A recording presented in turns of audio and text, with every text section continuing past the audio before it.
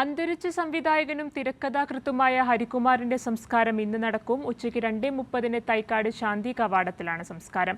Cancer ബാധിതനായി ചികിത്സയിലിരിക്കെ ഇന്നലെ തിരുവനന്തപുരത്തെ സ്വകാര്യ ആശുപത്രിയിലായിരുന്നു അന്ത്യം. മലയാള സിനിമയ്ക്ക് ഹിറ്റ് ചിത്രങ്ങൾ സമ്മാനിച്ച പ്രിയ സംവിധായകൻ ഹരികുമാർ വിടവാങ്ങി.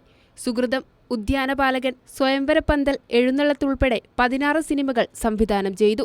ഏറെ നാളായി അർബുദബാധിതനായി ചികിത്സയിൽ കഴിയുന്നതിനിടെ തിരുവനന്തപുരത്തെ സ്വകാര്യ ആശുപത്രിയിൽ വെച്ചാണ് അന്ത്യം സംഭവിച്ചത്.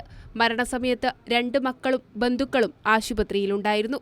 വൈകിട്ട് 8 മണിയോടെ ഹരികുമാറിന്റെ ഭൗതികദേഹം പാങ്ങോട് ചിത്രാനഗറിലെ വീട്ടിലെത്തിച്ചു. രാവിലെ വീട്ടിലും 12:30 വൈലോപ്പിള്ളി സംസ്കൃത ഭവനിലുമായിട്ടാണ് പൊതുദർശനം. ഉച്ചയ്ക്ക് 2:30 തൈക്കാട് ശാന്തി കവാടത്തിലാണ് സംസ്കാര ചടങ്ങുകൾ നടക്കുക.